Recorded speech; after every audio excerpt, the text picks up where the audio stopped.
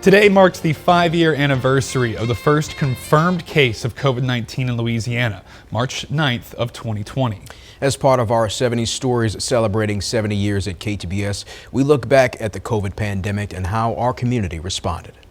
There was a lot of fear. I mean, there was fear because we didn't know what this virus was going to do to people. In the early days of the COVID pandemic, fear and confusion were rampant.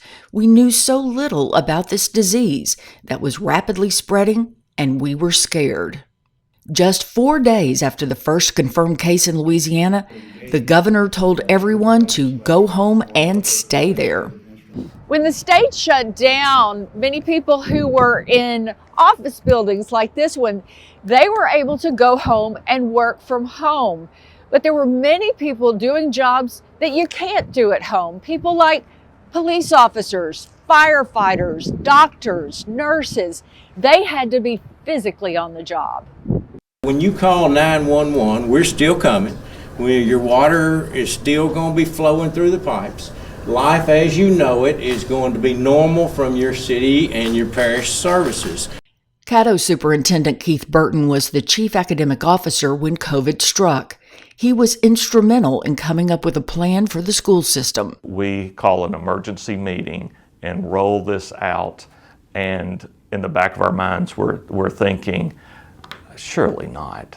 Just 1 hour after the meeting, they were told to shut the school down and send the kids home. It was almost really like we were flying the plane as we're building it, going down the runway.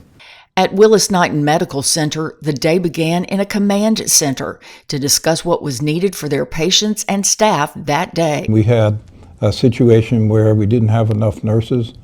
We had situations where we had nurses that had to work more shifts. As a result, it was an incredibly stressful situation for people who are not only afraid of becoming infected, but having to take care of really sick patients. Willis-Knighton also reconfigured its hospital rooms and halted all elective procedures. There was actually one day where approximately 30% of the patients in our hospital were related to COVID infections. So 1 out of 3 patients in our hospital. Life also changed dramatically right here at KTBS.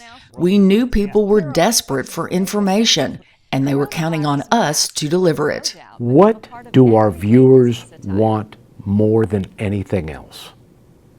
They wanted information about the disease, about the crisis. And I remember working with the news department and telling them, throw out the format for our 6 o'clock news and do full 1 hour town meetings. We also devoted the 9 a.m. newscast every day to addressing questions about local businesses. People didn't know where they could go, what they could do, how they could do it. Can I fill up with gas? What grocery store is open? Is the fast food restaurant open? The COVID pandemic officially ended in May of 2023. The CDC estimates that more than 1 million people died from it. No community was left untouched. In Louisiana, students returned to school in the fall of 2020, wearing masks and social distancing. But there were some experiences local kids still missed, at least mostly.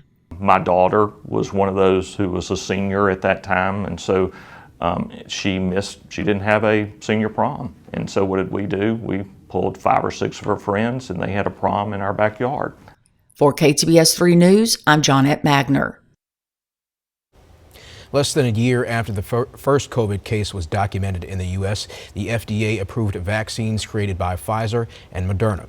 They were the fastest vaccines ever developed and approved.